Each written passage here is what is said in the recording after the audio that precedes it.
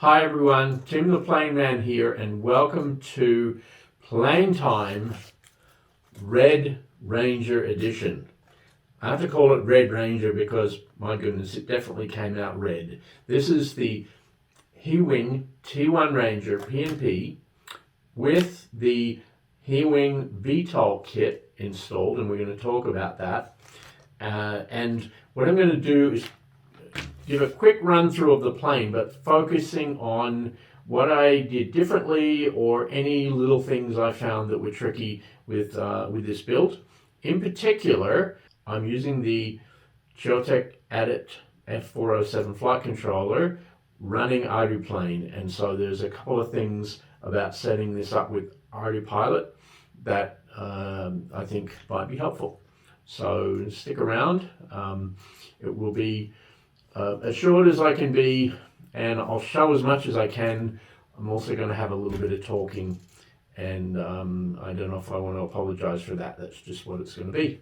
So you can see everything about the kit, the plugin, the T1 Ranger PNP kit, and the VTOL conversion kit in the video, which I'll link to in the description, the unboxing that I did. And I just want to say that this is it's a beautiful kit. It really is well designed. All of the parts are just quality. Everything fits together. It just so beautifully. It really is a gorgeous design. And as you'll see when we get into it, it's quite amazing what we can make work in such a little plane because of the beautiful design. The last thing I just want to mention before I dive into it and get into the details, I got an awful lot of help from a Facebook group called VTOL Hangout. I'll put the link in the description. VTOL Hangout, and the members of that group provided an awful lot of help, suggestions. They have videos linked and files to download that provide all kinds of useful information about setting up the T1 Ranger, and in particular setting it up with VTOL, the VTOL kit, and using ArduPilot. None of it's exactly what I have, which is why I think it's still worthwhile doing this video, but a lot of it is, I used all of the good help from the guys in the group. So I'm going to stop talking about other stuff now and jump right into the plane itself. So let's have a look at all of the bits that I've included into the model to make this such a beautiful little plane. Let's start with the camera in the front. So the design includes a little mounting slot for a camera, an FPV camera, which I've put in here at the front. This is a Foxeer Razor Nano, and it basically fits just perfectly. Like I don't know if it's built for it, but if it wasn't built for it, it's very lucky because it just fits absolutely perfectly. Just push the camera right in there. The actual lens fits exactly into the hole, and if you can see in there, there's two ventilation slots plus a ventilation hole here at the top. Now under the top here, I've mounted a GPS. It's just a regular M8N GPS that I borrowed from a Pix Racer that I had actually. I took it out of its little bulbous case and mounted it below. That's glued in, so I can't show you that, but there's nothing special about it. It's just a regular GPS. Now, what we have at the front are the two new motors that come with the VTOL kit. The new motors are FX 1806 2000 kV motors, and they come with the kit. They come with propellers. It's quite important that you get the propellers the right way around. If you follow the video for installing the motors, the wiring's explained, and it's one of those little things, 3 seconds, but you have to get it right, and it explains clearly which wires go to which wire so that these motors end up counter-rotating and the props need to go on the right way.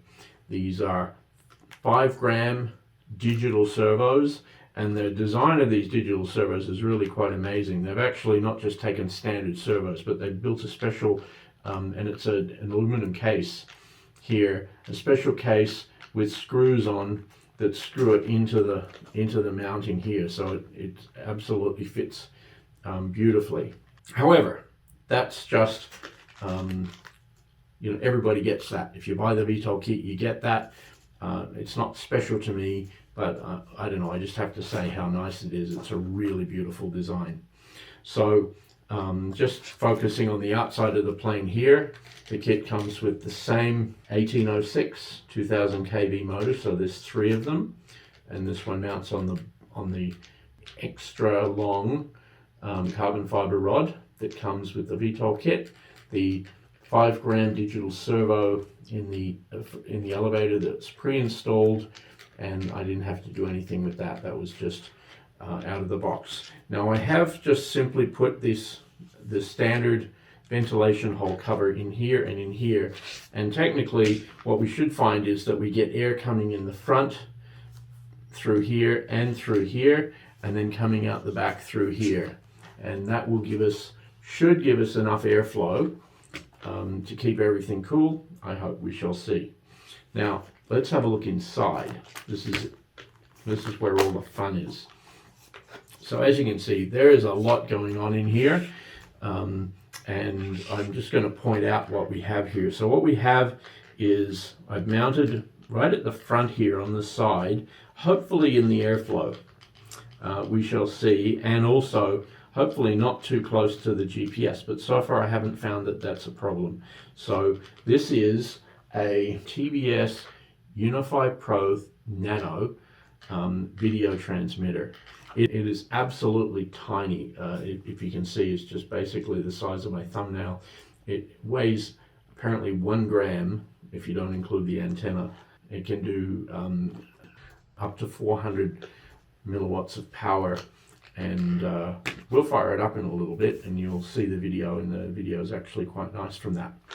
So what we have here, this is just the standard power cable, and underneath here in the wiring, embedded underneath the wiring, because one of the things, I mean, it was a little tricky to get all the wires in, but what I do have in here is the QioTek Adept F407 flight controller running ArduPilot that's mounted in here. On the side here is where I ended up mounting the extra ESC. So there's 2 ESCs that come in the plane that are actually mounted inside the nacelles. They're the existing ESCs. I didn't change those, and that's how the VTOL kit works. But they also gave you a 3rd ESC to drive the motor in the back, and it is intended to be mounted somewhere in here, and they don't provide any extra mounting or anything like that. I've basically put it sort of on the side here. It seems to be fine, and hopefully it gets a little bit of airflow, because the air should basically flow through from the front and past everything here and then come out the back there. So we shall see how that goes. So that's the ESC. Oh, well, I might as well mention, I mean, they're just the existing 5-gram. I think these are digital servos. I'm not 100% sure. The replacement servos that are on the HEE Wing website are digital servos. These ones that are pre-installed in the wing, and there's one also installed in the for the elevator at the back. They're not labeled. I can't see what they are, but if the replacements are, they're called 5X or FX 5G digital servos. I'm thinking that these are digital servos too, and they seem to be quite powerful and very solid. Now, while I've got the plane upside down, I'll talk about also what I've installed in the bottom here. As you can see, I used the wheels. I like the idea that the wheels, really I'm not using the wheels for the wheels, but really as a stand, because it'll keep the fuselage off the ground. In here, now this is interesting. This is actually a camera mount. It's a little add-on that you can buy with the T1 Ranger. It came in the box when I did the unboxing, if you see the unboxing. What I've actually done here is use this as a mounting bay for my Express LRS receiver. There is a tiny little Express LRS, Namimno Express LRS receiver in here that is connected to the flight controller basically to UART2 on the flight controller with a wire that I fed up through the bottom. And so I've mounted that here, and later on when we turn it on, you'll see the LED comes on. But it's absolutely tiny as well, and it's quite amazing. You know, it's perfect for this little model. What I've also done, just because setting up the ArduPilot flight controller can be a little awkward, and because of how the flight controller, I mean, it does fit mounted here in the back of the fuselage, but there's no way to access the USB port on the side of the flight controller there. I guess I could slice a hole in the side of the model. I really don't want to do that, but the flight controller comes with this extender module, which plugs into a port on the flight controller with these wires. It's a little untidy, but I've basically just mounted it at the bottom, so I can plug a USB port, a USB cable in here to do setup and configuration or download log files, which is probably the main reason, because downloading log files can take an awful long time any other way except by downloading via USB or taking the SD card out of the flight controller, which is pretty much as impossible as getting at the USB port. The SD card is also basically inaccessible now that the flight controller is mounted in the plane.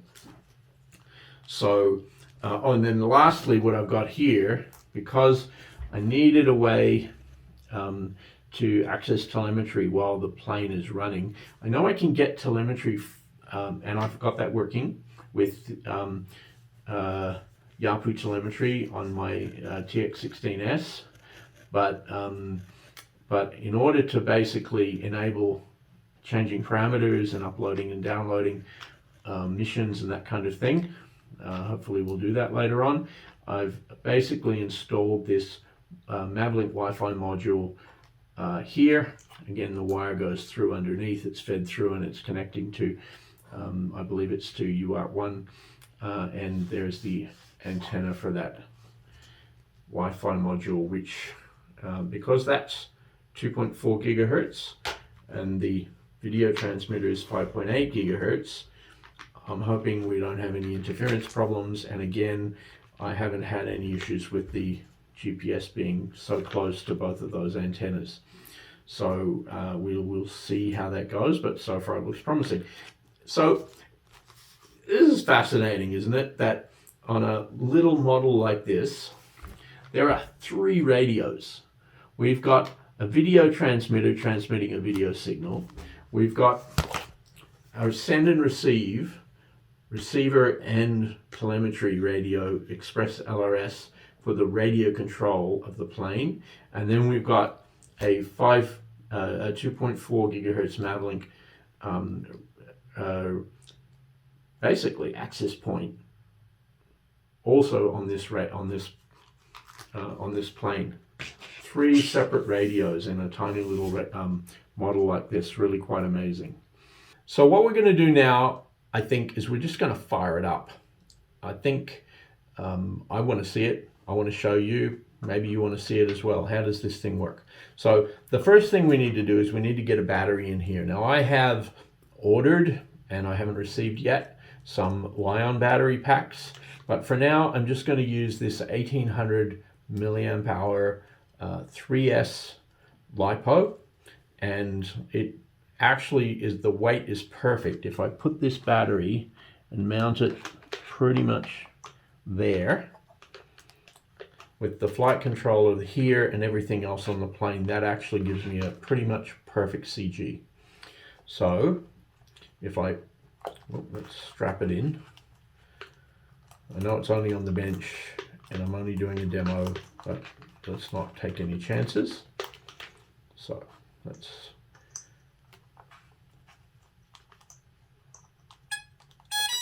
Fire it up. And now the way that this works, oh, look at that. Did you see that? That's kind of cool. So that is the tilt servos moving forward because this plane is currently set in manual mode. So if I, for example, switch the plane into a quad plane mode, so a hover mode, so the plane would be running vertically, then let me just put the receiver over here where you can see it, the transmitter, I beg your pardon. So let's say I switch to a loiter mode. So that's switched to Q loiter, I believe, and that will basically, as you can see, the motors now point upwards. Now, one thing that was very interesting about setting up the motors here so that they're pointing in the right direction is if I follow the instructions on the HEE Wing video, then the motors end up being installed so they point straight vertically. But for ArduPilot, they actually need to be installed so that they point a little bit past vertical, so that ArduPilot can use the angle of attack of that motor, can adjust it in flight to help with yaw and roll adjustment. So so you basically set up the motor so it's partly back like that, and you basically set the servo adjustment so that the servo minimum or servo maximum, it'll be reversed from one to the other, is past vertical. And then there's a parameter called, let's see if that's heating up. Yeah, there's a parameter called Q tilt yaw angle, and I'll put that parameter name in the description. Q _ tilt _ yaw _ angle. And so the way I had that set up is I actually angled the servos a little bit further back, and then I found that I needed to set Q tilt yaw angle to 12 so that ArduPilot would bring it back, so that when the motor tilts up, it tilts exactly vertically. All right, so one thing that you can also see here, now that we have this running, and it's really not a very interesting picture, but here is the on-screen display, and I'm trying to get a camera view of something that might be interesting, and really the most interesting thing is probably the wall and the computer monitor, or I could even point at the closet over here, and as you can see, the on-screen OSD is fully functional. So I have really not configured very much. The only thing that I added was a video transmitter power option here, but apart from that, it's pointing correctly. This is north. As you can see, it'll line up when I get it pointing north. There it is there, that's north. And that lines up with Q ground control. And we've got power. We've got 12 satellites right now. We're in Q hover mode actually, and we have a vertical artificial horizon.